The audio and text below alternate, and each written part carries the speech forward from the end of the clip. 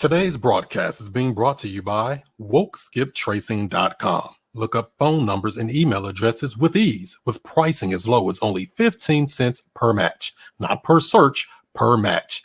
If there's no number or email address, you don't pay. Get accurate data in just minutes. WokeSkipTracing.com. That's WokeSkipTracing.com. All right, ladies and gentlemen, boys and girls, women and children of all ages, it's about that time. It's Monday Night Raw, real estate style. We are now streaming live on multiple platforms. We're streaming live on Twitch, the gamer site, streaming live on Periscope at Chris Monroe Show, streaming live temporarily over here on the IG at ChrisMonroeSTL. If y'all want the full experience, hop on over to the YouTube channel at ChrisMonroeSTL. And you'll get that full experience. Shout outs to everybody that's watching and the replay viewers as well. We got a great show for you tonight. We got Ashley and Joseph in the green room. They warming up. They about to come out here swinging and bucking and swinging. So make sure you give this video a thumbs up. Give it a like. Give it a share. We're about to get this thing going, y'all, in a minute. But before we go ahead, drop your name in and where you're coming in from. We'll give you a quick shout out before we get started with the show and a couple of brief announcements. Don't forget, next week, October 26th, we'll be on with Mr. D. Stevens, real estate strategist and coach. We're going to be talking about real estate strategy. You know, there's a lot of ways to get in this game and a lot of ways to make money in it. We're definitely going to bring on a heavy hitter. He's going to bring in some jewels for you to help you become more successful in the business. All right. Also, shouts out to my guy, Mr. RJ Bates. His birthday is today. He'll be on, Monday, November 2nd. He just finished at 50 deals in 50 states. That's crazy as heck. Just thinking about that. 50 deals in 50 states live on the stream. We're going to be talking to him. It's a real estate case study. November the 2nd, RJ Bates III is going to be live right here on this show as well. So make sure you're in for that. The following week, we're on with Miss Kayla. Kayla buys houses. You might see her on YouTube, might see her on Facebook, giving out those jewels and helping people out and closing deals virtually. We're going to have her on November the 9th. That's after the election. So make sure, or after the selection, I should say, make sure you're here for that. That's going to be a great show as well. If you ever want to be notified of the upcoming live streams, all you have to do is text JV to 31996. That'll get you the free joint venture agreement so you can work with other wholesalers, real estate agents, other investors to partner on deals, divvy up the money, and make sure everything is right. That'll get you that, and you'll be notified of the upcoming live streams as well. Just text JV to 31996. We are also streaming on the podcast, the Woke Real Estate Podcast. Give us a 5-star if you're listening on Stitcher, Apple Podcasts, SoundCloud, Anchor, Google Podcasts, Spotify, or Amazon Podcasts. That's a lot of places, ain't it? We're everywhere. No excuse. You're trying to find out about real estate? This is the place to be, everybody, each and every Monday night. Also, be sure to join that free Facebook group. It's called Woke Real Estate Investors on Facebook. Talking about subject to, talking about lease options, talking about seller financing, and so much more. Go ahead and join that. Search it, the Woke Real Estate Investing Group on Facebook. It's free. So come on over and say what's up to me. So let me see who we got up in here right quick. John at STL, what up, bro? I see you. I see somebody's watching on Facebook from Kentucky. Watching on the Woke Real Estate Investing Group. Hit that description. It's a link right there that says share your name. Then we can see your name and photo. See your beautiful mug right here. All right. So hit that link in the description if you're watching on the Facebook group. What's up, Al Ramsey, Daytona Beach, Florida? I know y'all got that good weather. Getting cold here in St. Louis already. All right. I see you, Mr. Doc. What's that say? Dr. Max Feldman. We got a doctor on here. All right. Heal somebody. All right. Homicide. What's up? What kind of name is that? Don't be killing nobody. All right. And Rich Groves. What's up, man? I see you, Illinois. Big time investor Rich Groves is in the building as well. So like I said, give this video a thumbs up, give it a like, give it a share. It's about that time, y'all. We about to get it popping.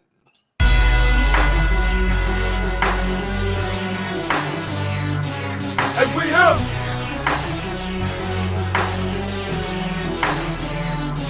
Hey, we here.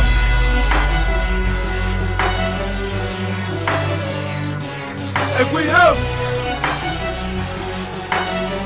Mr. I stay. Whoa, whoa, whoa, whoa, whoa, whoa, whoa, whoa, whoa. Hey, Mr. I stay. Whoa, woke. What's happening? What's happening? What's happening? This is the student master teacher, Mr. I Stay Woke, Chris Monroe, and I'm right back at you with another real estate video. Like I said, we got a great one for you tonight. We got Mr. Joseph and Miss Ashley standing by, about to come in here and drop some nuggets on you. Like I said, give this video a thumbs up, give it a like, give it a share. We got about 30 people watching across the platforms right now. We want to get those numbers up because we want to share this information to more people and let them know what we're doing. Milwaukee's in the house. What's up, D. Howard? I see you. And greetings, everybody. Miss Brandy Locks, I see you as well. All right, and we got the Periscope family. I see you. So invite your followers on Periscope. Bring them on in here. Let's get this thing going, y'all. All right.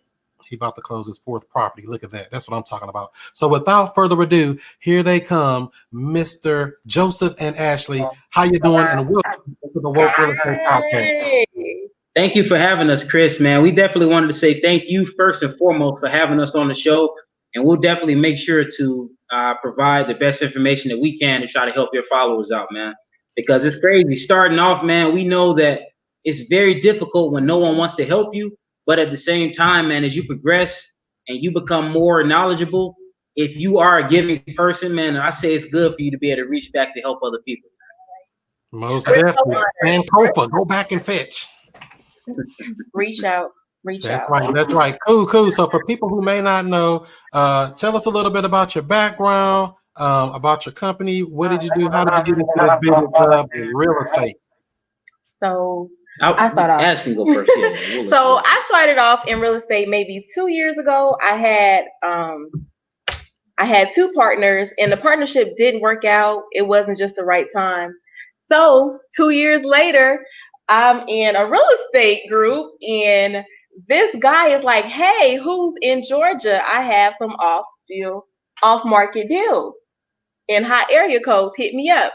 So I'm like, "Hey, I'm in Georgia." So he hits me up, and then what happened? From there, basically, it was actually Ashley, and two other guys at first starting off. We all had like our little mastermind. We were trying to work some stuff out together to try to get to learn, basically.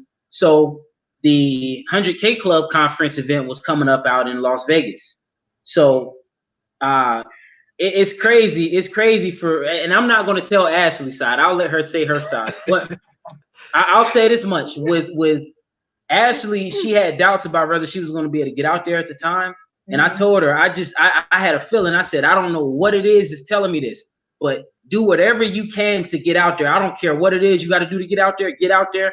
If you don't have a way back, I'm going to find a way to make sure you're going to make it back.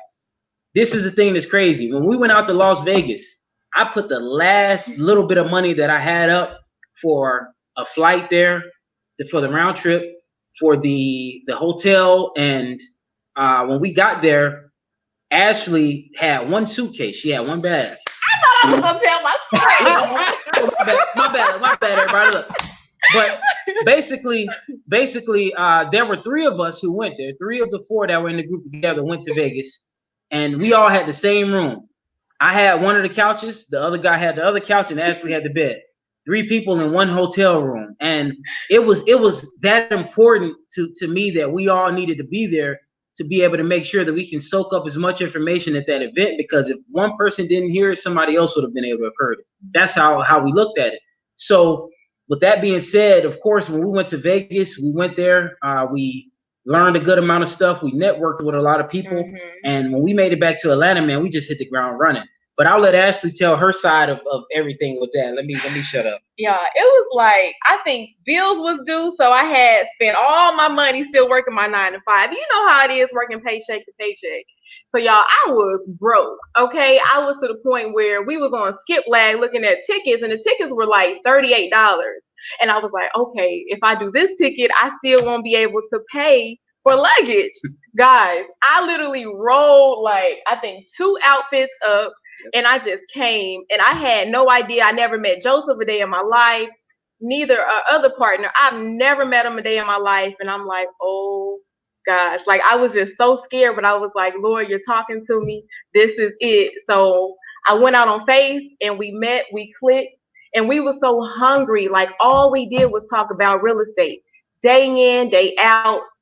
it wasn't a day that went by. Even till this day, me and Ashley talk on the phone every single day. And I definitely want to give a shout out to Ashley's husband, because with him actually being the kind of guy who he is, of course, it made it a lot easier for me and Ashley to have the partnership that we have, because I don't have to worry about him being worried about me being on the phone with his wife and all of this stuff.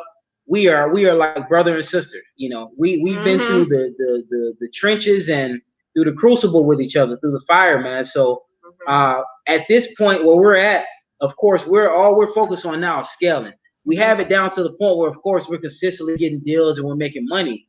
But now our main focus, of course, is to scale our business and to also try to teach other people along the way. You know, because starting off, nobody wanted to do anything for us. The only time when we started to really learn things was when we started to spend money. And it came from us spending $500 for a 1-hour phone call. Wait a minute. Hit them one more time with that, because I don't think somebody heard it in the back. It's true. It takes money. It does take a little money, and you have to be able to sacrifice and want to give that sacrifice. Yep. And, you know, that's the biggest thing that I could say is the biggest thing, if you don't take anything else away from this podcast tonight, the biggest thing that you need to understand is that your network determines your net worth, hands down. The more people who you know, the easier it is for you to learn information, and the easier it is for you to be able to have people pour into you. But the one thing that I do want to say is this: you have to be able to try to come to the table to add some kind of value to whoever you expect to be able to get some kind of information from. Because with the big dogs in the real estate game, the people out west and all of that, a lot of them are moving so fast that if you're not coming to them with what they perceive as value, they won't even have time to talk to you, man. So for us, we respect that too. All day long. But for us, our approach was, you know, hey, what can we do to be able to try to add value to whoever it is that we wanted to talk to? We never came empty-handed. And even though it hurt us financially at the time to do it, to invest back into ourselves, you know, we knew that it was important for us to do it. So the thing that's funny is our very first deal, it was what, like January this year? Oh my gosh. Yes. We made exactly $5,000 on that first deal. You know, so imagine splitting up $2,500 between two people. But the thing that I say is very important is we didn't touch a single dime from that first deal.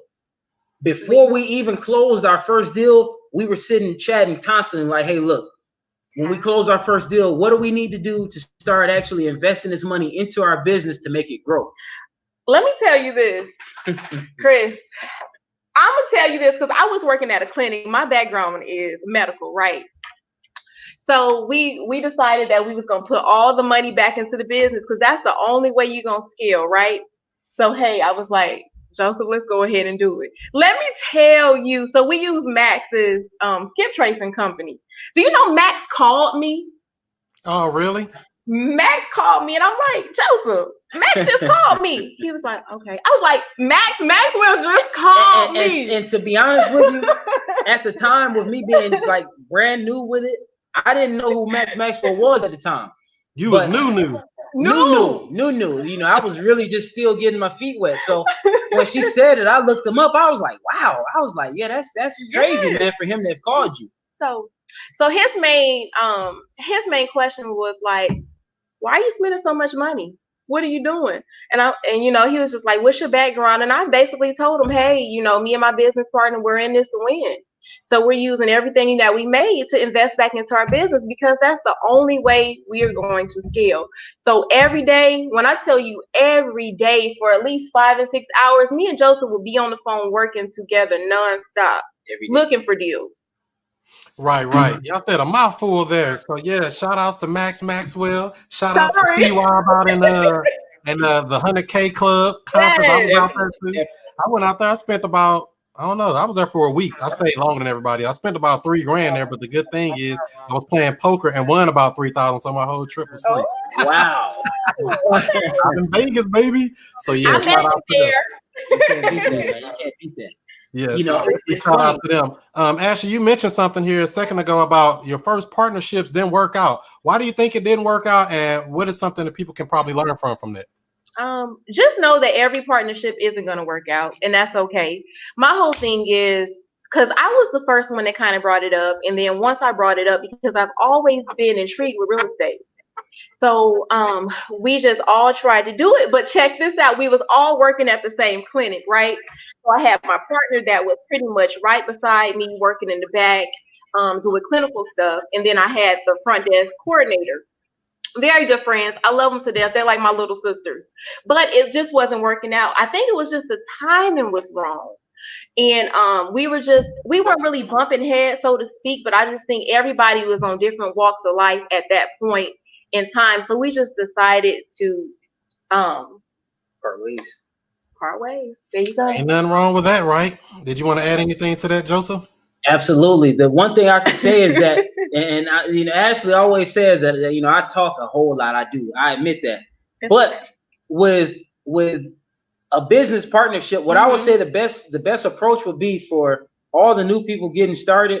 If you do meet someone and you're thinking about becoming partners with them, you all need to have a serious sit down with each other and say, hey, look, we need to make sure that we're on the same page with XYZ. Okay, what do you plan on doing with this real estate stuff? How far do you want to take it? What motivates you to actually want to do this? Is it money that motivates you, or freedom to actually be with your family more, or to be able to leave some kind of legacy behind for the next generation? All of that stuff is important, because a lot of people get started in real estate and fall off immediately because they all have the wrong idea. They want to get involved with it for the money. The money is going to come if you do your due diligence and you become a student to the game. But the main thing is you have to be consistent. And that's why I think Ashley and I are succeeding so much, because I would be a liar if I sat here and told you that we didn't lose motivation along the way. So many days we would be on the phone and I'm like, oh my God, I don't even want to talk about real estate anymore. I don't want to see another house. I don't want to see another comp. But we both knew that regardless of how depressed we were, we had to be consistent. The consistency carried us through to getting our first deal. Mm-hmm. The most important deal we ever worked was our first deal, no matter how much money we've made after, because it showed us that it's possible to actually make the money without having to use your time working a 9-to-5, punching a clock, to be able to get paid. We did that. And with little to no money, guys. Little to no money. Little to no money. So you can get in this game and actually make a lot of money without any money. But to get good, meaty deals, you need to spend a little dough. Just a little bit. One thing, too, is this. That very first deal that we closed, believe it or not, it wasn't from pulling a list, skip tracing leads, and doing all of that. No. It was from this young lady here, Ashley Smith. She was driving. You were driving to Mississippi, weren't you? She was driving to Mississippi. She just so happened to drive by a house in Douglasville, Georgia, that had a for sale by owner sign in the yard. Yep. I sat on this deal, Chris, for almost 3 months, literally. And I kept going to it. I was like, Joseph, we have to call.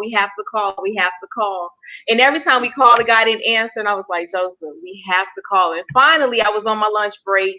And I called and he answered the phone. I set up the appointment for that following weekend, and we closed the deal. And that's something great there that you just mentioned. The people that you're trying to call and they don't answer, those are my favorite ones, because think if somebody else is calling, they're not answering for them either. Yes. If you're able to slip in there some kind of way and get a hold of these people, you can secure the deal. That's the truth, man.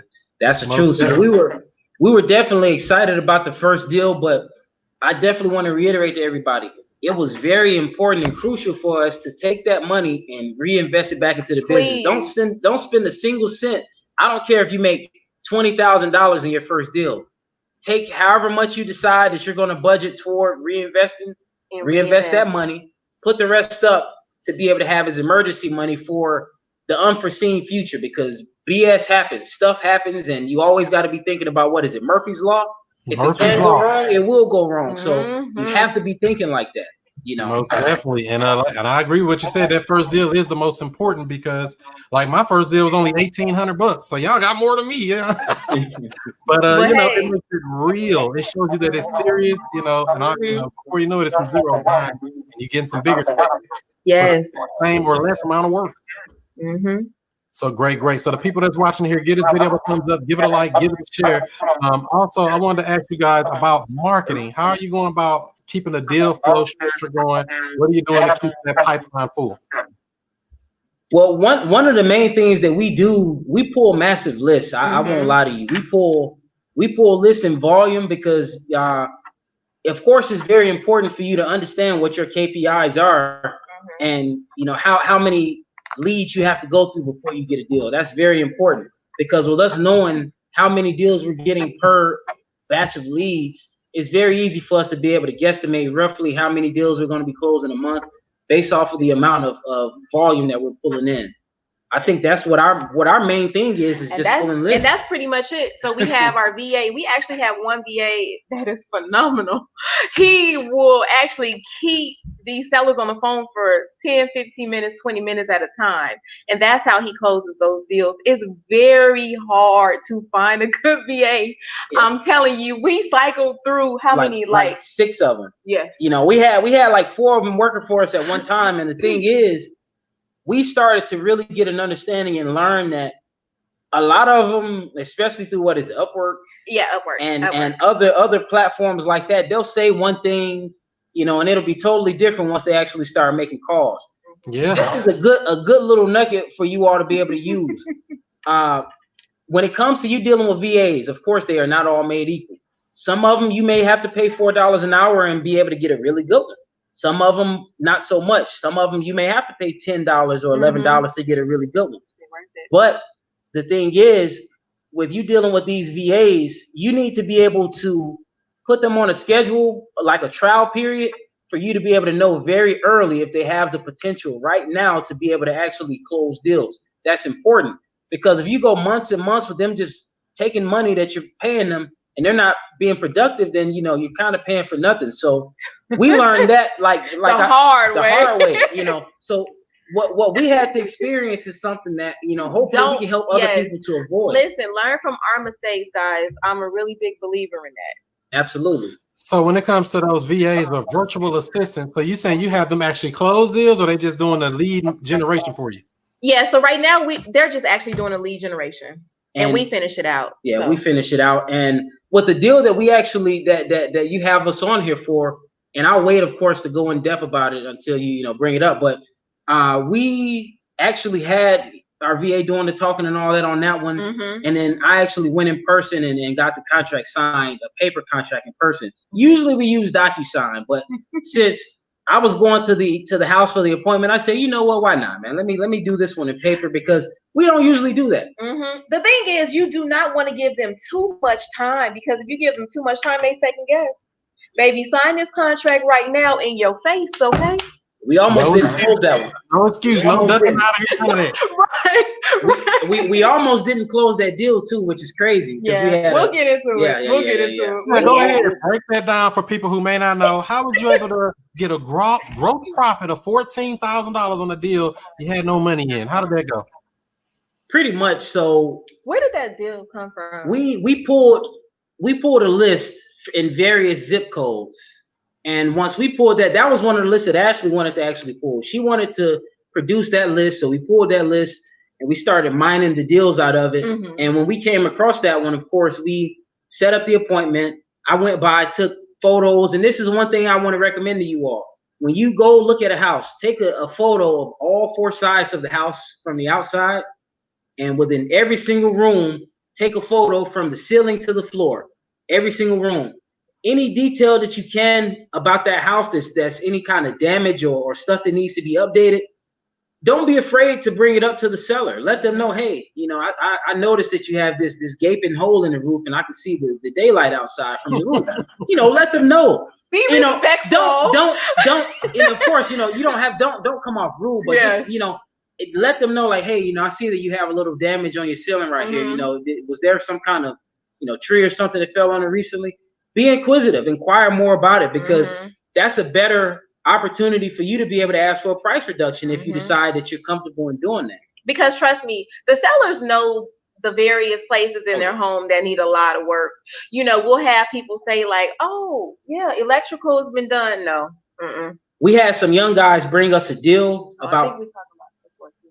Yeah, well, just real quick, I don't want to forget this, but we had some young guys bring us a deal a couple of weeks ago. The property is going to have to be condemned because it has like a 20-foot sinkhole underneath the property. As crazy as that sounds. So the house can't be sold. If it is sold, then it's going to have to be torn down, because you aren't going to be able to fix that from just underneath the house without the house giving in on itself. Right. So, but with that, So you found this original deal here. You say it was from basically a for sale by owner. Drove by it, called them, followed up. Finally got them to answer. How did that conversation go when you start talking to that seller? Why was he selling? What was this situation? Well, basically, with this seller that we had for this particular property, he recently had a new child. His wife, they had about 2 or 3 kids living in the house. The house was massive. It was like a 2,000 square foot house, so it was pretty big. Year 2003? Was it 2003? Yeah, it was a 2003 built house, so it was fairly new house. The house didn't need much work whatsoever. And the thing that's really good, I think, about our approach to bringing deals to people who we know who want these deals in these areas is the fact that we are not greedy. I repeat, we are not greedy. You cannot be greedy if you want to make money in real estate. You need to make sure that when you're bringing deals to these cash buyers, just say, for example, if you have the opportunity to make $20,000 in profit on your end on an assignment, and they have an opportunity to make 50, 60, however much, you need to make sure that you bring a deal that's going to be something that they just cannot refuse. They're like, you know what, man, licking their chops, like, when can I sign? Yeah. You need to bring them deals like that, because people bring us deals so often, and I'm just like, man, what are your numbers? Where are your numbers coming from? They don't do the ARV math and all of that stuff. The 70%, they don't do that accurately. They don't equate the amount that it's going to cost for renovations into the property. And some of the comps, I'm like, what's up with this comp? Like their house would be 1,000 square feet, but the comp they have is like 3,000. I'm like, come on, man. You gotta work with this, man. Yeah, that ain't gonna work. They gotta be apples to apples, right? All day long, man. Cool. And so you found the deal. You spoke to them. They wanted to sell. It was a for sale by owner. Why didn't they list it on with a real estate agent? You don't know? It wasn't a for sale by owner. Actually, it was from one of our lists. It was just okay. So that was a different deal. Yeah, it was an off-market property, and we just happened to get them on the phone, and they were just up for it. Because I think at this point, it was actually the gentleman's house before they actually got together, in one household. So he was ready. They were ready to get a family home, their forever home. So with that being said, they wanted to start from scratch. So that was the Did they have a loan balance or something on this property, or it was free and clear? No, they had a loan balance. Yeah. I think the loan amount was $143,000. Yeah, so they walked away with maybe $2,000. But this is the thing I think that's important right here is, of course, we could have just said, you know what, because he wanted just to pay the loan off. But while I was there at the house, and with me having the kind of partner I have, she's like a bleeding heart, man. Which is a good thing at times, but with me having Ashley as the partner I have, I know that she, just like me, we're both focused on actually helping people, not just making money.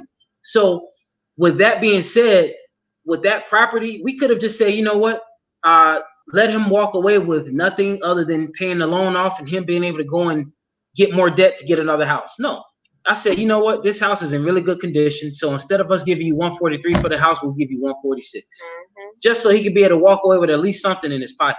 See, that was nice of you, because I'm from the old school. Well, I learned from the old school. When they say that number too close to that, so would you sell it for what you owe on it? If they say, yeah, I didn't, if they say, yeah, I'm done. But yeah, if you can give them money and they need it, most definitely, but some people really don't care. You know what I mean? Yeah, definitely. But with that specific situation, we just knew that, like I just said previously, that we had such a high ceiling on the amount that we could have assign that house for, but we aren't greedy. When we did the deal with Ramon and we moved it off with him, and shout out to Ramon, man, real deal dude, man. Ramon was like, you sure you don't want to make more on it? No. He asked us, you don't want to make more? I said, we said, this is a pretty good amount. We're not greedy. We'll take what we're asking for it, and hey, we're gonna move on. And shout out to Nigel, man. Hey, Nigel. That's one of our students that we actually helped get his property off. So Shout out to Nigel from North Carolina, man. Real deal dude, man. If you need help up in North Carolina, that's a good dude to deal with, man. He's solid, man. Very studious, man. Became a student to the game. The stuff that Ashley and I told him, he took it, man, and ran with it, man. This dude is doing great things up there now. That's what I'm talking about. Cool. So you got this guy. You got him at 146. What do you think the ARV was supposed to be on it? The ARV was what, 230, 240 something, or two? It was around 240 or 250, somewhere around there. 235. Okay. And so did it need a lot of work, or was it just kind of minor, or what? No. It needed nothing at all. When I tell you, the house, if anything, what they would have had to have done to it was put like a new microwave, the one that hangs above the like the stove and all of that. It was one of those, and probably a new refrigerator. So lipstick. Straight up lipstick stuff, man. Basically. So and so after that happened, when we got in touch with Ramon, they actually wanted to have an inspection. So that inspection took 2.5 hours. Wow. 2.5 hours. So I was actually the person to go over there and chill with them for 2.5 hours. Yeah, Ashley was a real trooper, man. I was out handling some more of our tasks, man, for other property, and Ashley was there, man. And I give her that all day, man. Ashley is willing to do what's necessary for us to get these deals closed, man, and for us to make some money. So I'm definitely happy, man, about that. That's great. So we get them under contract for about 143. How do we go about finding a cash buyer for this deal? Instagram. We already had, honestly, with us. But at this point, with us, we have so many cash buyers who we can present it to. So, but we know that with us doing business with Ramon, that's another thing. Like I said, adding value. We wanted to be able to add value to Ramon, man, because of the information that he was able to bestow upon us. And he's a real dude, man, real dude. Because for him making the money that he's making, with his team each month, this guy doesn't have to tell anybody jack. This dude is very well off at this point. He doesn't have to give information, but he still finds time to be able to help other people out, man. And that's one thing I think that Ashley and I both took and ran with it, because for us, man, so many people inbox us all the time, like, hey, I'm working on this, I need this, So, all right. So basically, I believe Ramon had posted that he's looking for newer model homes, right? Was it 2002 and older? I believe it was like 2000, somewhere around 2000, 2002 and newer. So would that be in newer? Sorry. Less than 20 years old, I guess. Yeah, somewhere around there. So we decided to take the deal to Ramon, and Ramon accepted the deal. He was excited about it. So that same day, we pretty much got it off. So you didn't really shop it. It just went straight to one buyer, and that was it. That was it. It was a blessing. So, because a lot of people come to me and they're like afraid, like, well, I don't know if I should do it because I don't know if should I be looking for cash buyers first? What do you think about that? Should people be looking for cash buyers first or looking for real deals? Deals. The main thing is, I say deals. And Ashley, both of you all are right. With a deal, if it's a real legitimate good deal, it's going to sell itself. If you find a good deal, the buyers will be coming to beat down your door like some wolves, man, trying to get their hands on it, because it's not every day that you find a really good deal where all of the numbers make sense. Sometimes you have to tweak certain things to be able to make it to make sense. But when you find one that we bring, every one of the ones we bring to people makes 100% sense, because we make sure to do our homework on the comps, on the ARVs of the properties, and what the requirements are going to be as far as renovations. And, we make sure to go down the line with everything. We don't leave one stone unturned, because we don't want anybody to be able to come back and say, hey, well, you all missed this or that. Because the longer we take on any deal, the less money that we'll be able to make, because, as they say, of course, time is money. So we can't waste time. And we definitely don't want to waste anybody else's time. That's right. Time kills all deals. You better say that. Yep. Now, I know you said on this deal, the buyer was asking you, did you want to make more? Is that what you said earlier? Right. So, have you had instances where you put out a property, market it, and people try to offer you more than what you put it out for? Not outside of that one time. No. Usually, of course, the people will know the other buyers they'll be able to know exactly what the numbers are looking like. Like, wow, okay, this is all they want. Okay, cool. They won't have any problem with it at all. But once again, like I said, with Ramon being the kind of guy who he is, that shows you how much of a stand-up guy he is to say that. You don't hear that at all. Yeah, because a lot of people are afraid, like, oh, don't let them see I'm making more than 10,000 on an assignment deal. They'll be mad. Yeah. Ultimately, and that brings up another topic. If you're worried about that, double close. What do we do? Double close. So you have done double closings before? Yes, I think, yeah. That's our favorite thing to do, honestly. Because double close brings more sellers. Because we've had one seller bring us 3 properties already. Yep. Just so they don't have anything there. And you said you're in Atlanta, right? Yep. Yes. So they don't have. Do they have something there so that they won't be able to see what you sold it for, like a seller? Oh yeah. No, for us doing a double close, they won't be able to see that at all. Right. So they don't have anything. I mean, do they do what they call a blind hood, where the seller side won't show all of that stuff on it? Do they have that there? Yep. Okay. So the double close is only for the end buyer, so they don't see you made 100,000 on a deal.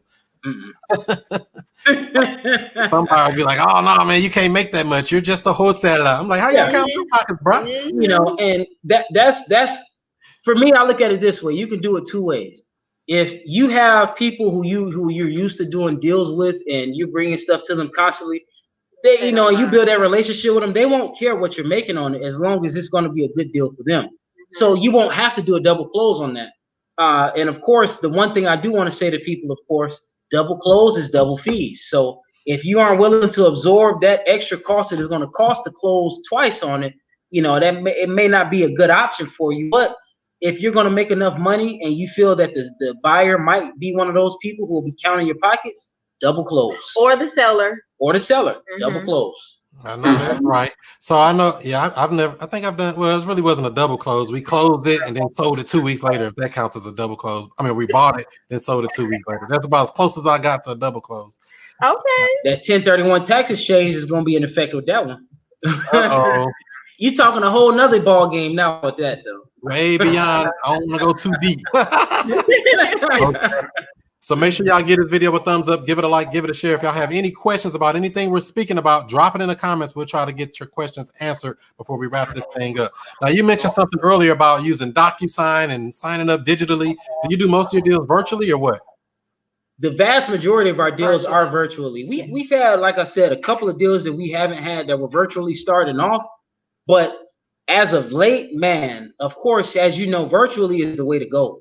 We've done deals in various states now, man, with us doing it virtually, man. Not even ever seeing the house, the seller, the buyer, and actually being able to make money, man, without lifting a finger other than signing some stuff online, man. It's crazy. And getting that wire.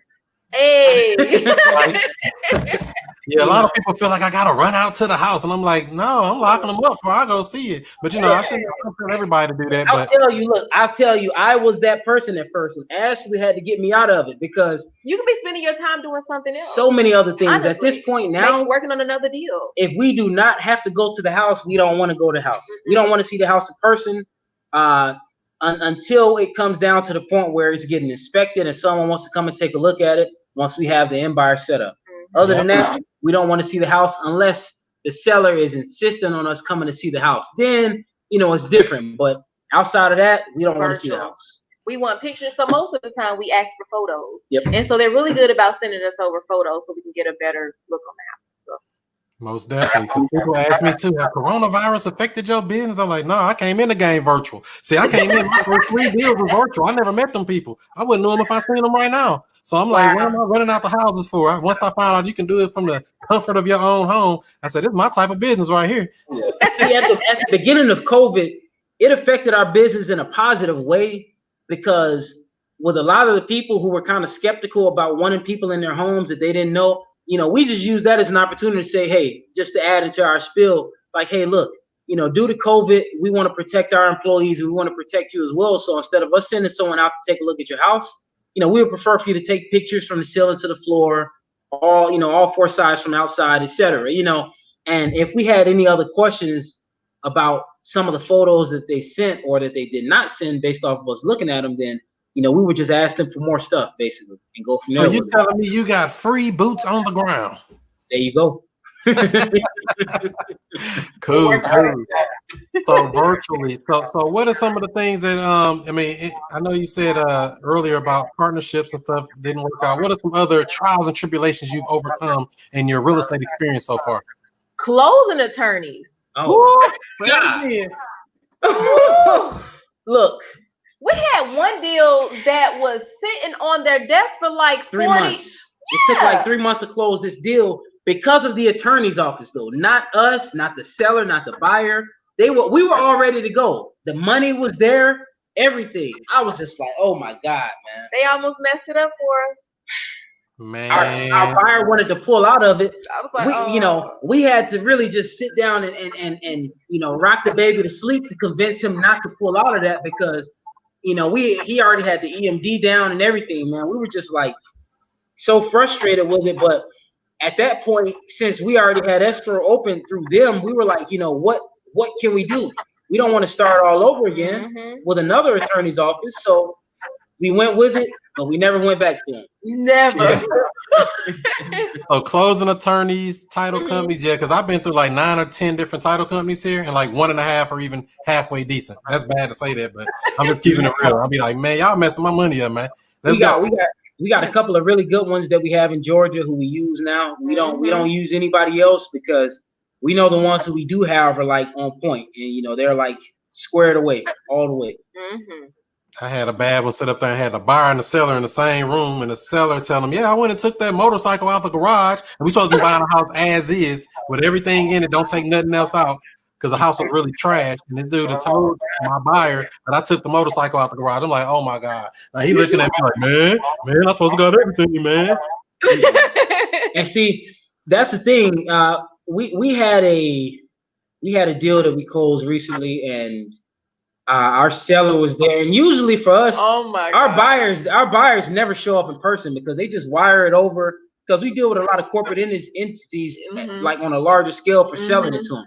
So they just wire the money over, do the EMD and all of that, and they don't ever show up in person. They just do it like that. So we had the seller there. We were there talking to our attorney, and the seller was there, and the seller started inquiring a little bit about, what was going on with the process. So we were kind of like, we hope he doesn't like kind of run his mouth to the guy and tell him about what we got going on with it. No, and then the attorney was just like, well, who was the actual end buyer? I was like, and I think he caught himself. He was like, oh, you guys are fine. I got you. Yeah. This guy is so bad that I created a whole new document that I send off with every deal, the purchase agreement, the assignment agreement. I created a third document called closing instructions. Tells who's the buyer, tells who's the seller, tells who's the wholesaler, has their phone number, their email address, everything there. So don't ask me nothing. It's all right there. And they still be acting dumb just like that. Who the end buyer? Oh my God. But you know that's how it is with a lot of those attorneys' offices, man. Even when you email it twice to them, 3 times, they'll still ask that in person because it's like they're just so used to just going from closing to closing to closing that's just it just happens, man. Yeah, or they'll say, what's the seller's phone number? I sent you all that. I sent you their email. I sent you everything. So you really don't, it's all in a package when we send it off, ready to go. Sometimes they do right, but like we've been through some companies, they act dumb. Like, did you read? I mean, it's right there. That's the power. So how did you go about finding a good real estate closing attorney there? Honestly, it just came through trial and error, man. We went through, like you said, about 9 of them before we found one who was a real good, reputable one who was like really good. Investor friendly, because a lot of them, we had one that was like, we're investor friendly. Hey, are you a wholesaler? Come to me. Disorganized, I could not deal with it. And almost messed the deal up, huh? Look, that's the most important thing though, man, because I think that's a detail that a lot of wholesalers may not look at until it's too late, until you already have it on the contract and now you need to start emailing stuff to people. You need to make sure that while you are looking for deals and you're working these leads, that you're also reaching out to people and looking around for your local area for the investor friendly closing attorneys' offices or title companies or whatever, what have you, that are willing to work with you, that are good at what they do. Because if you don't learn that stuff fast, then eventually you're going to have to pay for it. And we almost paid for it with deals not closing.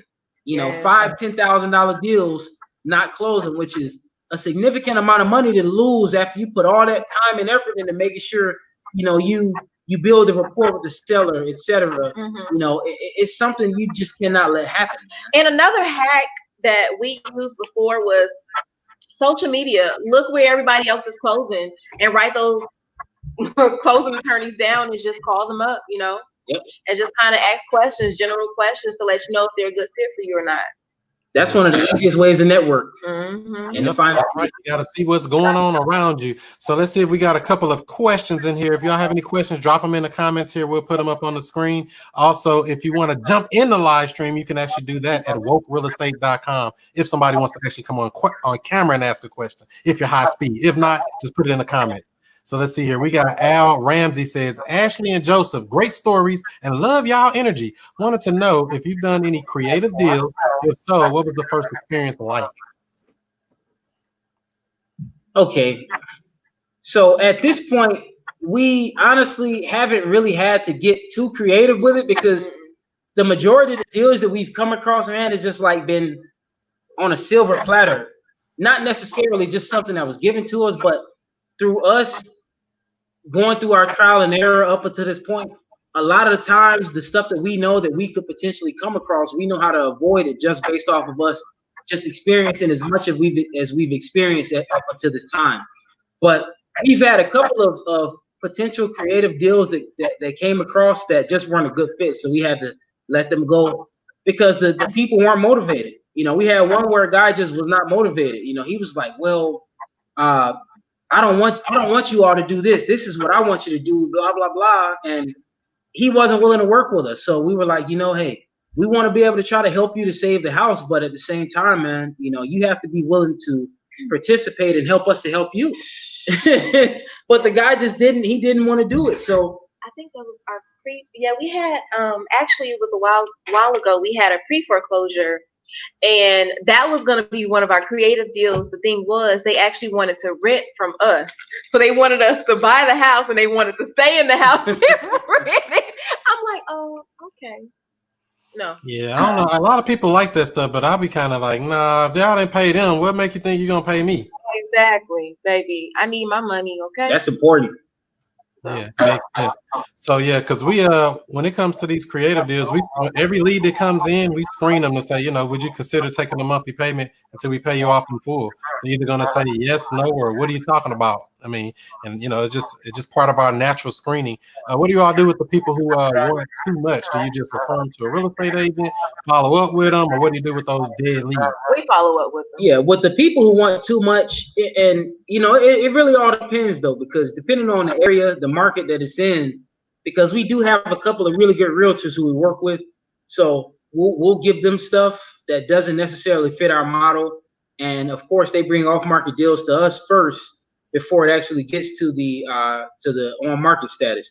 But the main thing is, of course, it's good for you to be able to have an understanding of that deal in its totality, to know what the numbers are looking like, and to be able to make sure that it's something that just won't fit your model. Because I don't care what lead it is, you don't want to let anything go across your table without trying to spare every single expense you can on trying to make it work if possible.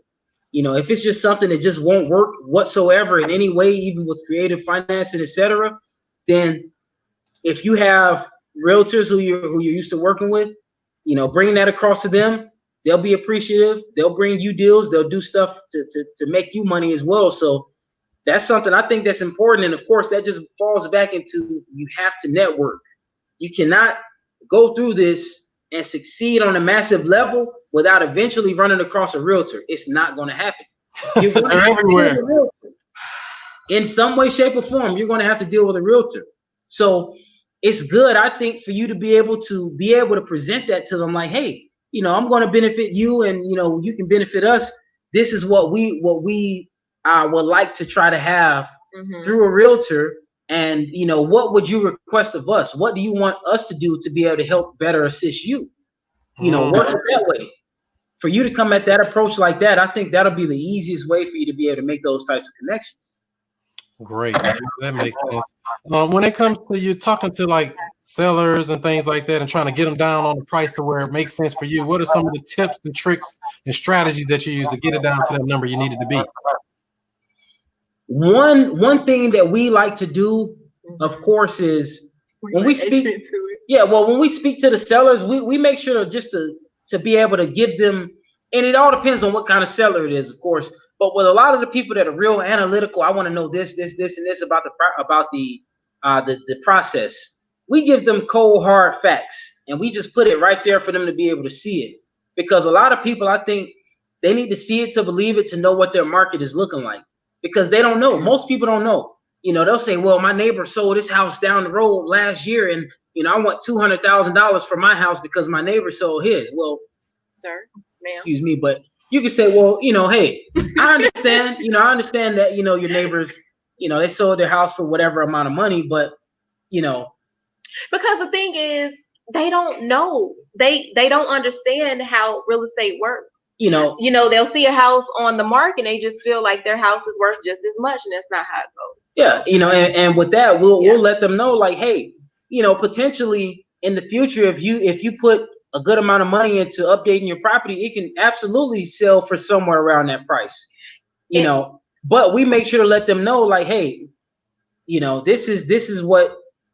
Oh, gee, my bad. I was interrupting. And not only that, our VA is very well versed in those situations. So most of the time, we've listened to the calls and they'll say, "Oh, I won $450,000," and he'll, where'd you get that number from? So right then and there, he asked, he's like on it, trying to bring them back to reality. Your house is not worth $450,000. Let's be realistic. How much money do you want for your property?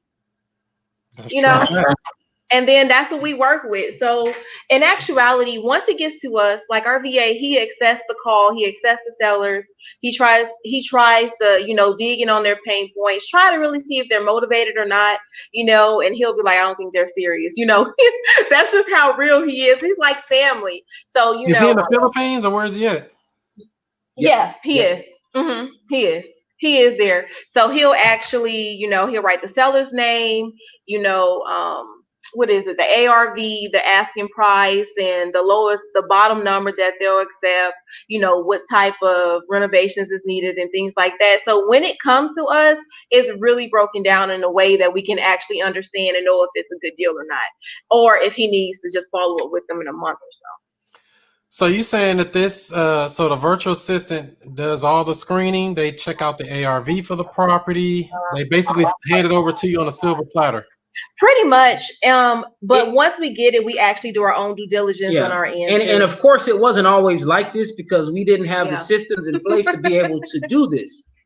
But with us putting the systems in place, the different types of prop stream, for example, and other things like that, with us getting all of those things in place to be able to have an account for our VAs specifically and other things like that, that was important. So he can look at all of that stuff, and the way that we have our system integrated, it's done very well. So as soon as he calls the people, all that stuff pops up on the screen right there. It takes time to get your strategy down pat. It took us months, almost a year, but we finally have it. So we invested so much money, but more so than just money, time. We put so much time into this, man, because, and it's just like with these. I got a couple of guys who I'm mentoring right now, two Morehouse men, young seniors in Morehouse. And with these two guys, they're going through the growing pains right now and learning how to actually start looking for off-market properties, etc.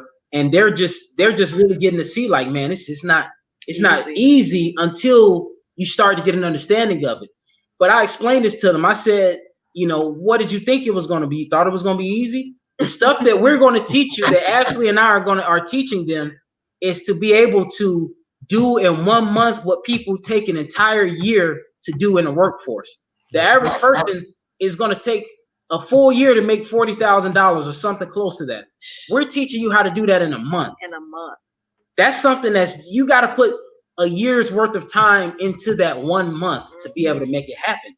It's doable, but you just have to make sure that you have the proper systems in place, and you have to be a student to the game. And another word of advice, guys, just stay consistent. You know, if your deal, if you've been at this for even a year or maybe even 2, keep working at it. It'll come. Your deal will come.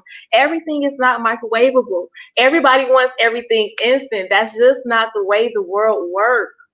You have to work at it. Yep. Keep the faith and keep fighting. It's coming. And just like Ashley said, it's not a microwave and cookie cutter type of thing. Stuff that worked for other people, marketing strategies, did not work for us. That will.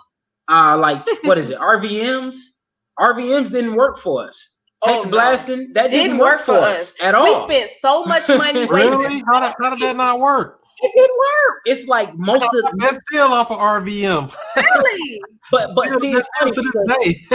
For us, it's like we would send the blast out and all of that stuff, and it's like the return just would not be that high of a number as far as people saying having any kind of interest at all or even responding in any type of way.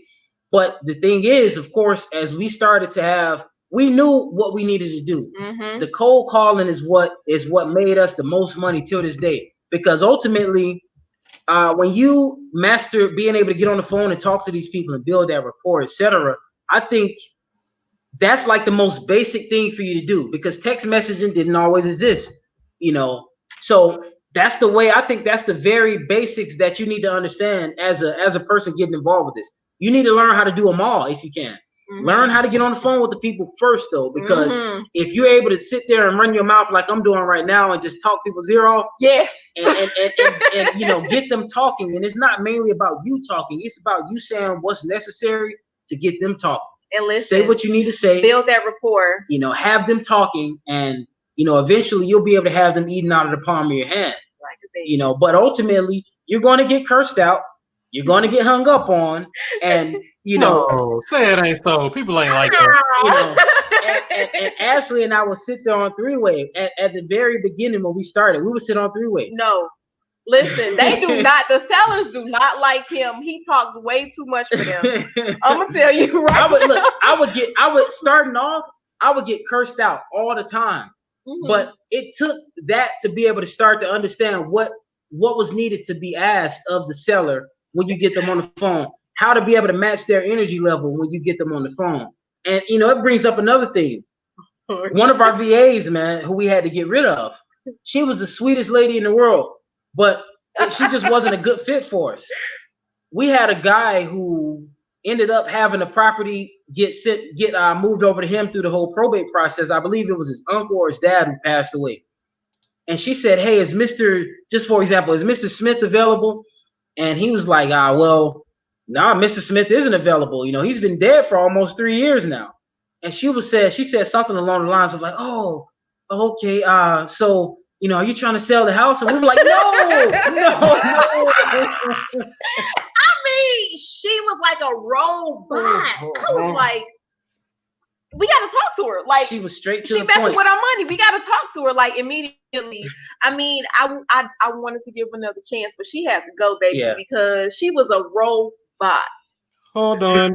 Do you want to sell your house? I want to buy it. No, you can't do that. You gotta have a little bit of more questions. What's up? So cool. So that makes sense. So when people do that, you definitely gotta make something happen out of that for sure. Don't just ask that. We don't even ask about a name. We just ask this. We're trying to reach the owner of 123 Woke Street, and you're probably not the owner, are you?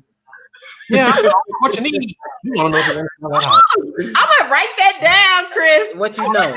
That's a good opening line right there. I don't be dropping bombs on them right now, man.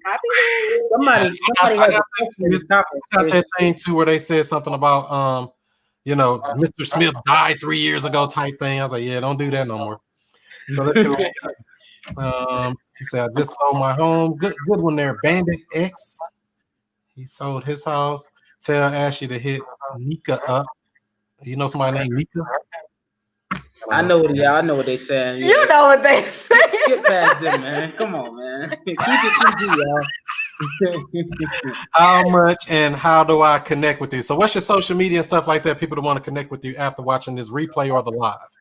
You want to go? Okay, my Instagram is going to be Jojo JOJO _ Colombo COLOMBO. Just send me a DM, man, and we can chat. Whenever. And you can follow me at I'm Ashley Monique. I am ASHLEYMONIQUE. And we also just created an Instagram for our business. Mm-hmm. And of course, it's going to be just like the name for our name on here. It's going to be USA REI Consultants with an S LLC. It's on here. Yeah, there it is. Oh, man. You speak it and it shows up. That's a blessing. Hey. All right. Let's see here. If y'all have any other questions in here before we wrap this thing up. Craig Burns wants to know, what type of systems do you use? Where do you pull those lists? PropStream. Okay. What other kind of systems are you using for like texting? Are you using any dialers, or is this good old fashioned smartphone in hand? Hey, what's up? We use call tools. We use Podio for our CRM. And Call tools, Podio, PropStream. What else? Zillow. That's something I think is good for people to be able to use too. Zillow is free. You may very well be able to find good information on there as well. Use Zillow. Most definitely. And shout out to the people at PropStream. If you want to get a free trial, check out wokesource.com. They'll hook you up right there. Trial. You'll be hooked. You'll be like, man, I should have had this the day I started. I ain't even know about PropStream for the first 8-9 months in the business. Oh, yeah. And we used to drive for dollars, but we don't drive for dollars anymore. Man. Yeah, like literally, Chris. Chris, you got drivers? Yeah, you better pay somebody else to do the driving. Why am I driving? So the thing is, we actually do have a couple people that are, bird dogs. Yep, bird dogs. But it's crazy because the job that I had prior to actually he was full-fledged in this, I was the one driving for dollars. Okay, I ain't gonna tell him. I don't care. I'll put it out there. I was a police officer. I was a police officer. But I just knew. I knew, of course, it was a means to an end. And much respect to all of the officers that are good, that are here to help people and really, do stuff for people in the community. But it was something I knew, of course, that was a means to an end for me. I didn't want to do it forever, but I utilized that time while I was on duty to drive for dollars. I had a 10-hour shift, 4 days a week. I would literally be sitting in and this is the secret sauce for you all. Oh Lord, pay attention. Tell yourself. I would drive for dollars. In between getting 911 calls, I would drive. All I would do is drive for dollars all day long. I would drive past houses and see contractors working on houses. I would get out and talk to them like, hey, man, I'm involved with real estate investing. You mind if I take your number? Boom. Getting contacts like that. And I would literally get like 1,000 properties a day driving for dollars. Man. Literally. I'm telling you, man, I would rake them in. I was driving all over the place, just getting properties all over. Now, Joseph, what you was really doing is called community policing. You were just, checking out the neighborhood. You wasn't really driving. Patrolling, making sure everything was good. Hey, but see, it ain't no statute of limitations. Now, look, I'm gone. I don't work for them, so hey, they can. You were community policing. That's what you were doing. So we actually pretty much do this full time now. So we don't have 9 to 5s anymore. I was the first one to say goodbye. Yep. And what were you doing before real estate, Ashley? So I was a clinical coordinator at a facial plastic office, a facial plastic and ENT office. So I was there for 4 years. So, hey, I had to let it go. Once my husband was like, babe, you can leave and focus on these houses, I was like, okay. So that's what I did. So have you always wanted to be in real estate, or did something you kind of just found your way into? I did. So my family and my dad's side, they have a lot of real estate. A lot. A lot of real estate. Mostly in Ohio. So when I say a lot of real estate, so he was so excited and so proud of me. So that's what I'm doing. Continue to make him proud of me. So, hey, I'm here. And so I know you're doing virtual. What markets are you actually in that you're actually actively looking for deals in? Several. North Carolina, South Carolina, Ohio, Arizona, San Diego, Virginia, VA. Yep. And I think That's it. That's it right now. Oh, in Alabama. Yep. Bama.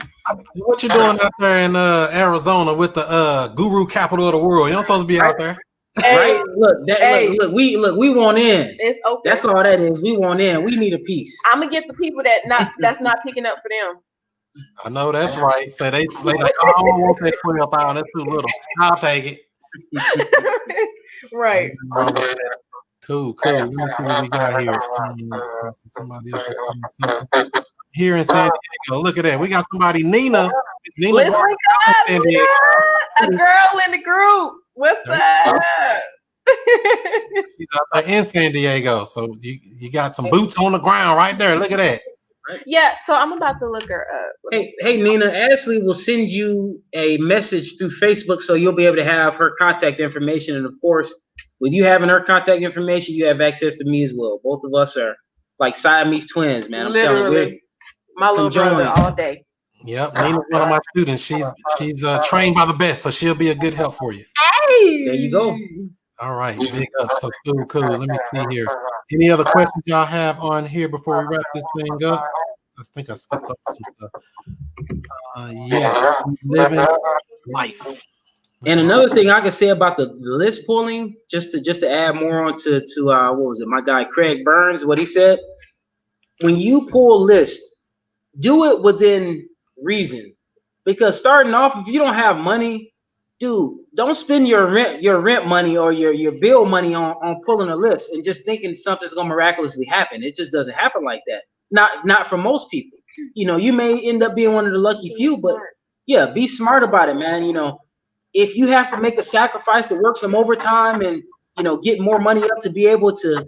He just got a bed, y'all. Like literally. Sorry. No, she's honest. She's telling the truth. Look, it's funny because I made him get a bed. This shows you just how serious and dedicated I was to this.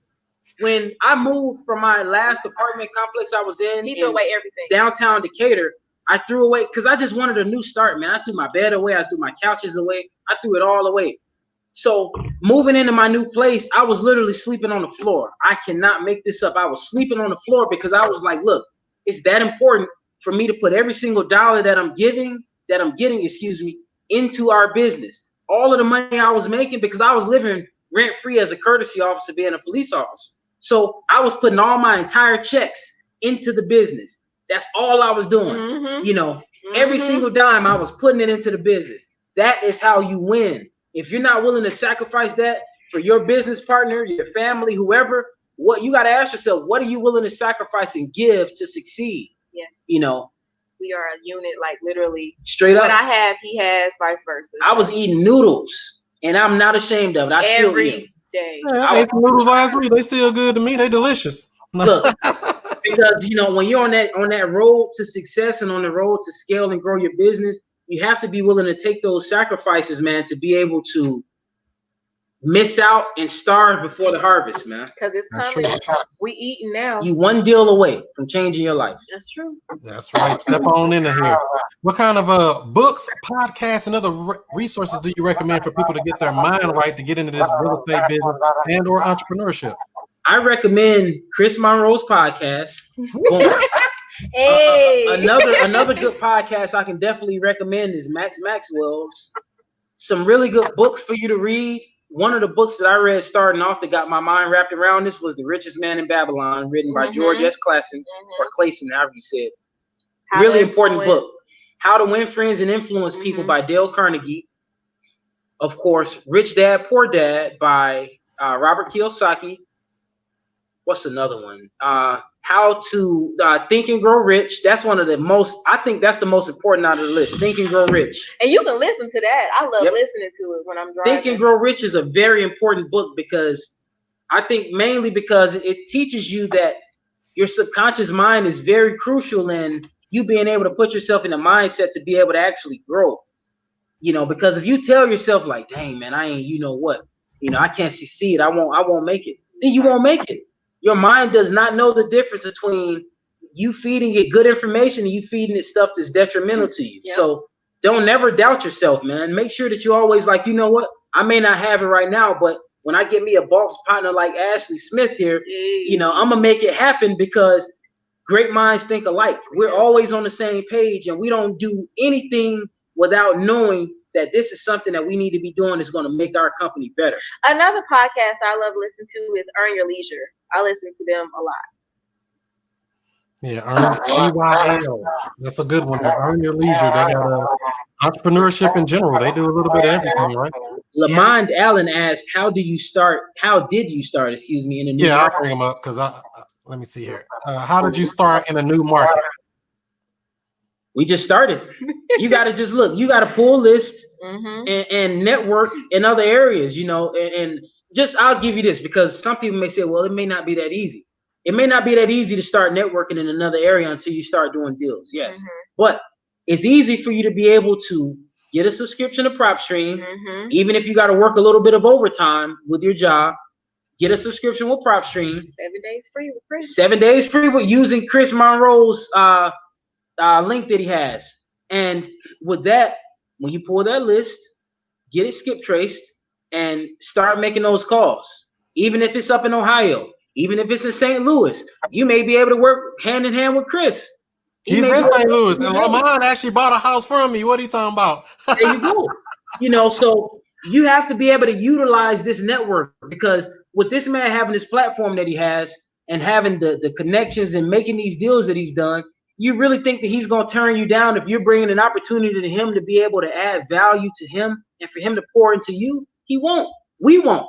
Anybody who's worth their weight in gold in this industry is going to want to help you, especially if you come to them and you're like, you know what? Hey, man, look. And this is some secret sauce. Take note to this for the people who don't know this. I'm not saying that you need to come to us every single time like, hey, I got $50,000 that I just want to hand to you.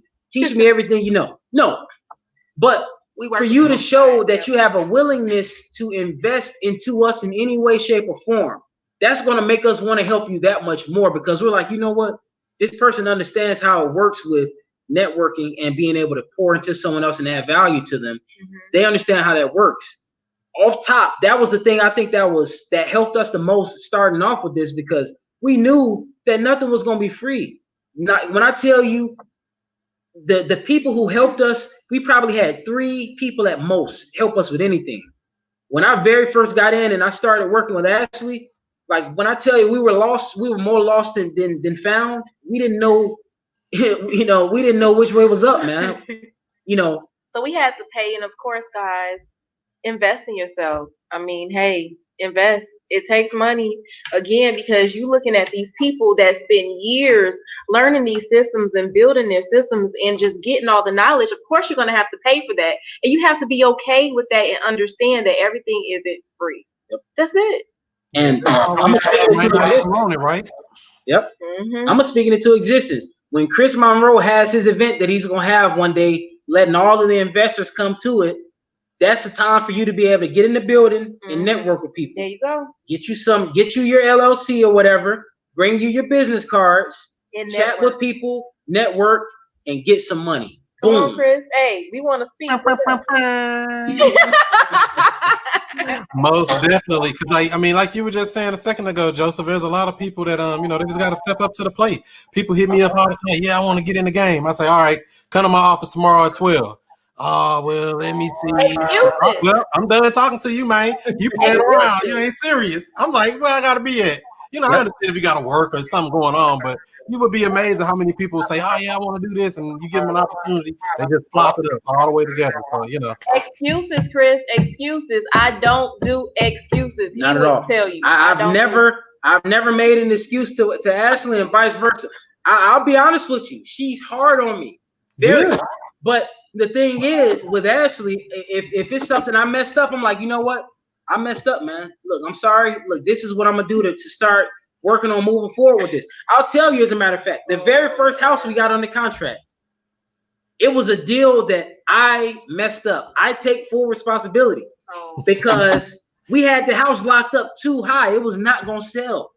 I think he was so eager. He was so eager. Yeah, I got a house. No, we have to get a house back, baby. Too eager. Too eager. What do they say? The eager beaver ruins the dam or something like that, or causes the dam to collapse. You cannot be too eager. You got to be able to say, you know what?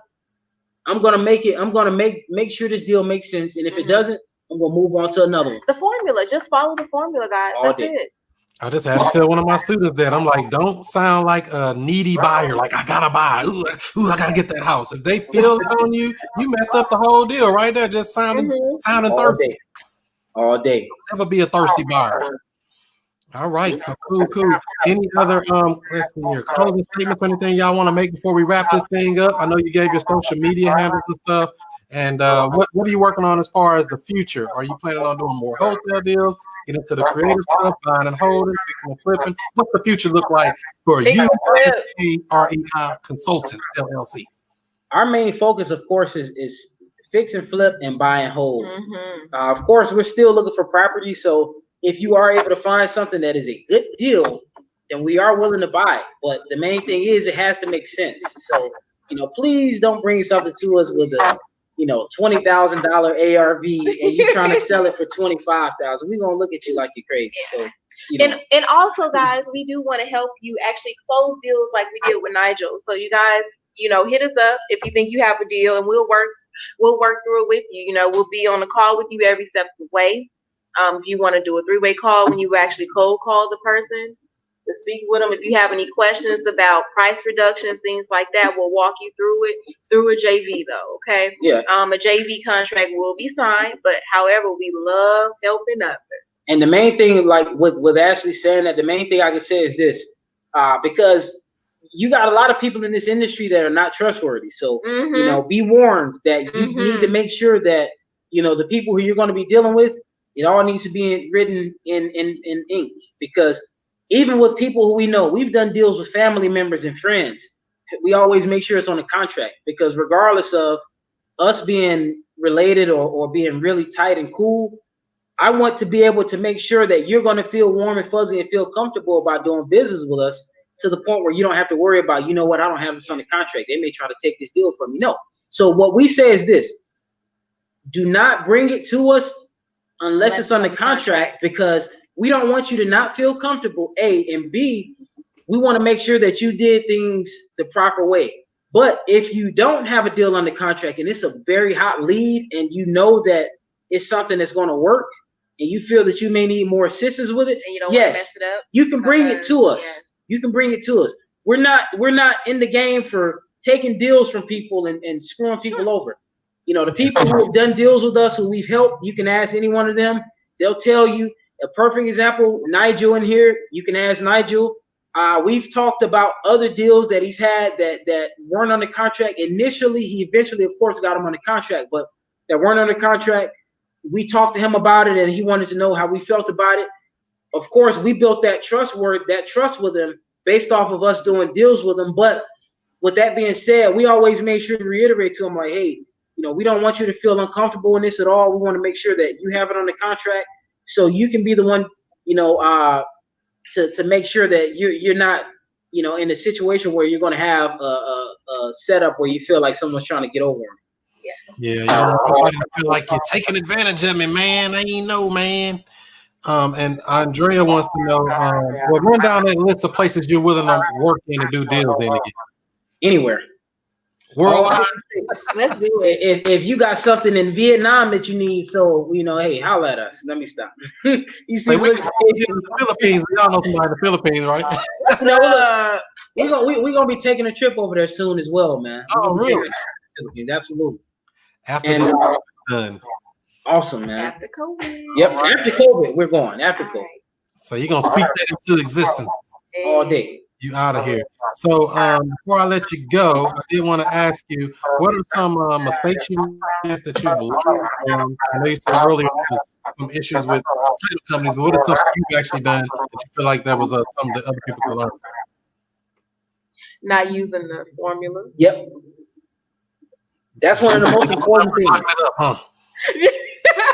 That's one of the most important things. You need to make sure the stuff that people like Chris Monroe and all of these other big people in this real estate industry, when these people are telling you this stuff, they're not telling you this stuff just because it sounds good. Listen to them and become a student to it. We were thinking that we were smarter than the game, I think, starting off.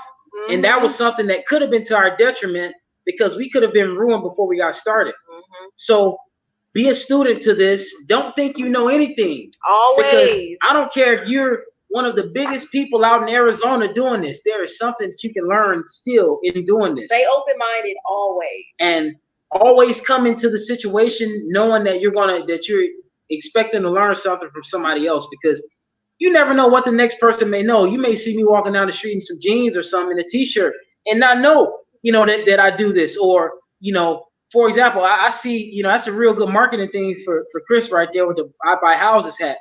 But shy of you seeing a guy walking down the street with a hat or a shirt on or something like that, you never know what kind of conversation they'll be able to have with you and what kind of value they may be able to add. So what I would say is make sure that, of course, you do not network, if that makes sense. Network. Do not network. Always. And yes, don't market deals until they are under contract, guys. Yeah, I got a bad habit of that. Oh yeah, I got this deal. Like, you got under contract? Nah, well, it ain't no deal. I got another thing too with the on market properties. There is a way, of course, for you to be able to do on market properties. The main thing that's important with that is this though. Until you have a grasp of the basics of off market, it's probably not a good idea for you to try to jump full-fledged into the on market properties, because when you get on the phone with those realtors and they start talking all of this real estate talk, and you don't know what they're talking about, they're going to know that you don't know anything. They're going to know you're new. And they're going to ask for that EMD off top. And unless you have, $1,000, depending on where you are, $500, $1,000, or whatever. We had one ask for $10,000. Yep.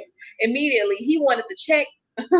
And we were just like, dude, you're crazy. So unless you have the capital to be able to potentially put up, you don't necessarily have to put money up for an EMD on a deal with a realtor. It all depends on how you're able to structure the deal with them. But with that being said, most of them will require an EMD. Mm-hmm. And if it's a really good deal, sometimes you got to say, you know what, hey, proof of funds. Get the proof of funds together and let me put that EMD down and make that deal work. But the main thing that's important with those on-market properties, you need to make sure you are honest with these realtors, because if you are not, it will come to the light. It will not go to close unless they know everything about it. If you are not the end buyer, do not tell them you're the end buyer. And make sure, another real good gem for y'all, take this note too. Make sure that you have the option in that agreement with you and the realtor for you to be able to assign the contract. Yes. If that is not in the contract, that is your you-know-what when it comes to you signing that contract. Because if they don't want to let you out of that deal once you sign it, they get your EMD, and they could potentially try to take you to court or something over you wasting their time. Don't put yourself in that position before you get started, man. Trying to put your big boy pants on, man. That's right. Paperwork makes that paperwork, right? All day. And Damon Brown wants to know, do real estate signs still work? All day long. But the thing is, of course, with bandit signs, you have to make sure that you have the budget to be able to afford to pay for those, because you got so much craziness going on in real estate markets throughout the country. I can speak for the majority of them to say that this is how it happens. You put a bandit sign out next to the highway. Either the code enforcement comes and picks it up, or another wholesaler gets it and puts their whatever on top of yours. That's just the name of the game. So you have to be able to say, you know what, hey, I'm going to be able to dedicate, $350, just for example, each month specifically into bandit sign marketing. But again, everybody's market is different. So try it out and see if it works for you. Just don't put a lot of money into it until you see how it works out. Matter of fact, I got the connect for you too. If you need 100 bandit signs for $100, shoot me an email. Chris at wholesalers.com will get you that for that. 100 bandit signs for $100 free ship. How you lose on value to you all? And free ship? Free ship. What? We might have to take you up on some of the bandit signs. All right, Chris, we're gonna make a little order with you. We're gonna shop with you. It's actually right above there, wokerealestate.com. You can go right on there. It's on my marketing page. Just click that button and say, I want leads. Everything I use to generate leads is all right there, just on a platter. We're buying those signs tonight, man. 100 bandit signs. We support. For us to be able to try that out, we've never, like I said, up to this point, we've never used that type of marketing strategy. We know it works for various people, but it's just hasn't been something that we've delved into. Yeah. But why not? Right now, my first deal came off a bandit sign. Very first deal. Some dude on another side of town called my bandit sign on this side of town. Like, what you calling over here? You got a house in the hood. But I'm like, whatever, let's try it out. And made $1,800 from a little raggedy house. Yes. Let's do it. Bandit signs. Hey. So cool. So that's the email address there, Chris@wokerealestate.com. Any other questions in here? They say they need to order that ASAP. Look at them. Look at that. Now everybody want it. Now don't try to get it now. Everybody want it. You better take that order, Chris. Well, the one thing I would like to say in closing for me is I definitely, once again, I want to thank Chris for allowing us to come and speak on this platform and just tell our story, or a little bit of our story, basically. And thank you all for continuing to actually do what you all do as far as trying to get involved with real estate investing, man. Because ultimately, this is what it's all about, man. Being able to sit there and, like they say, to chew the fat, man. This is what it's all about, to be able to just sit down and have conversations like this and build your network and have these masterminds, because this is what's going to get you to that next level, man. You got to be able to tell yourself, hey, do I want to be able to have something to leave 3, 4, 5 houses or even 100 houses behind for my children or their children when I leave this earth? What are you doing this real estate for? You have to ask yourself that question. And whatever your why is, you need to make sure to step on the gas and never let up on it all day. What you got? Drop something heavy on them. Hey, I'm just, Chris, again, thank you. I was so elated when I got the message. I was like, heck yes, I want to be on your podcast. So again, thank you so much for inviting us. Guys, this can literally change your life.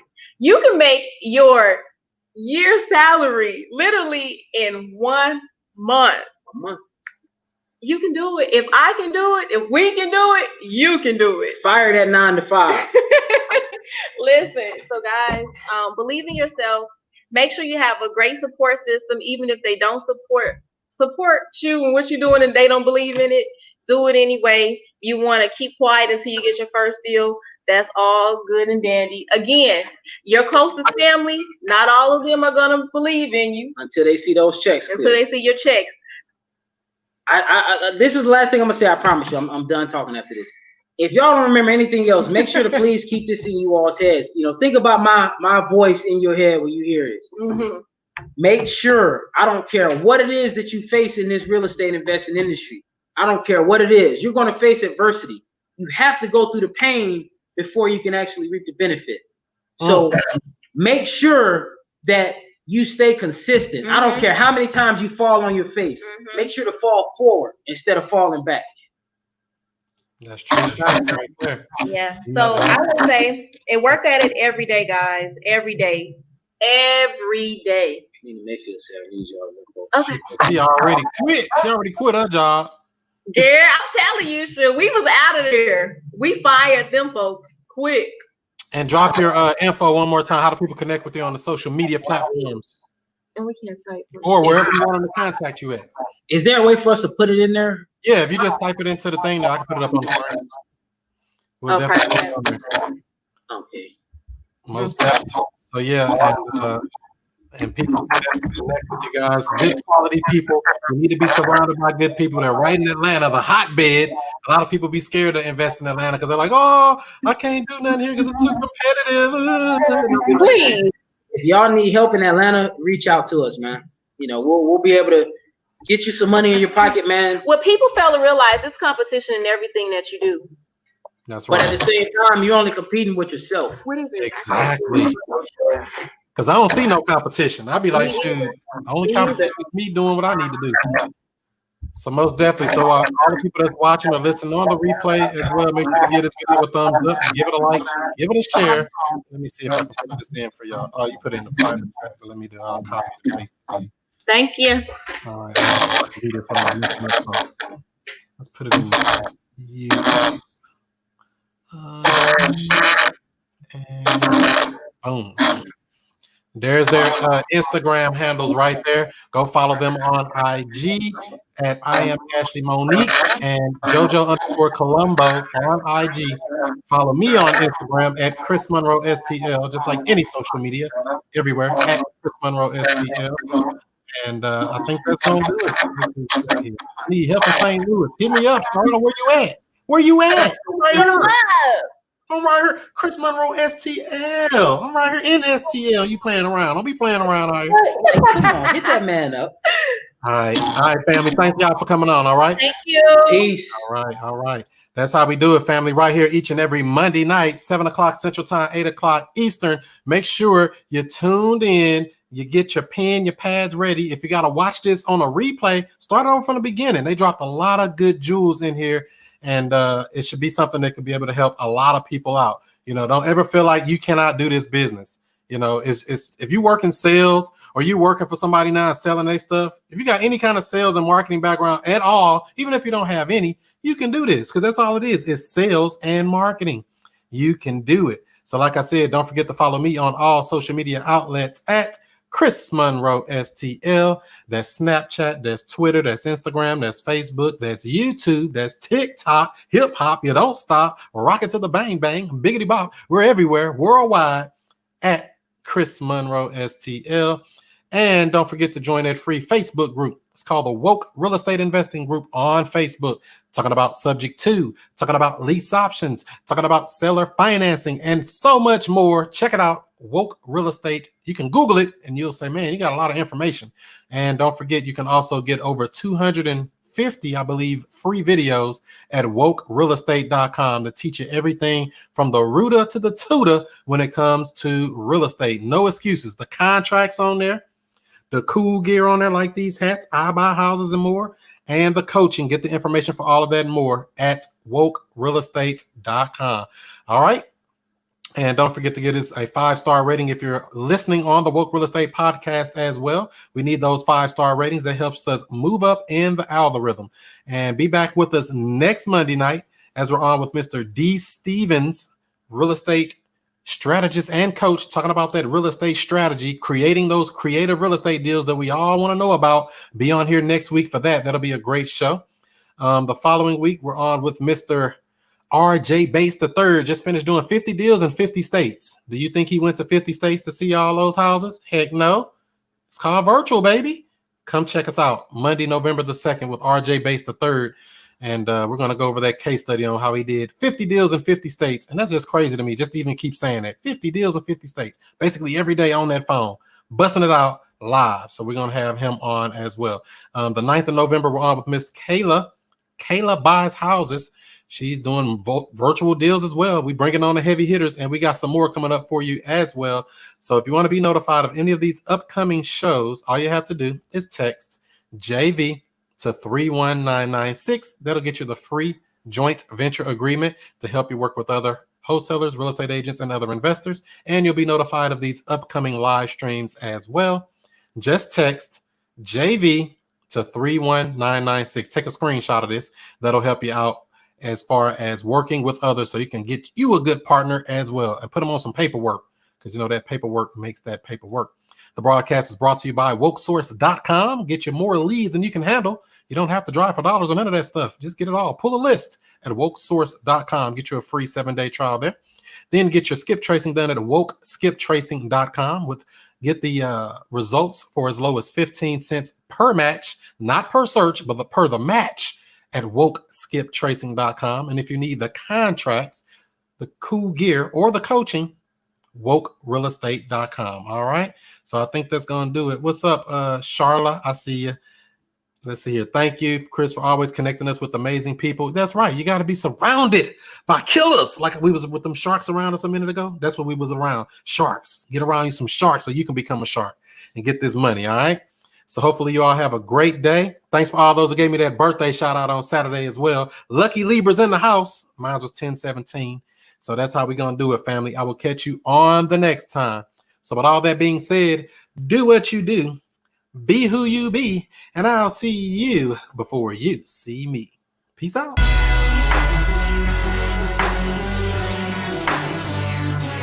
And we have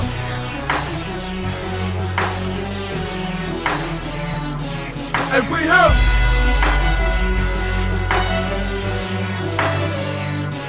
And we have. Mr. I stay. Whoa, whoa, whoa, whoa, whoa, whoa, whoa, whoa. And Mr. I stay.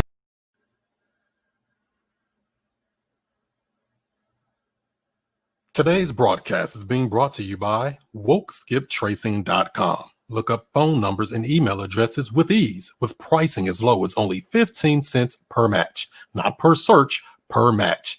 If there's no number or email address, you don't pay. Get accurate data in just minutes. WokeSkipTracing.com. That's WokeSkipTracing.com.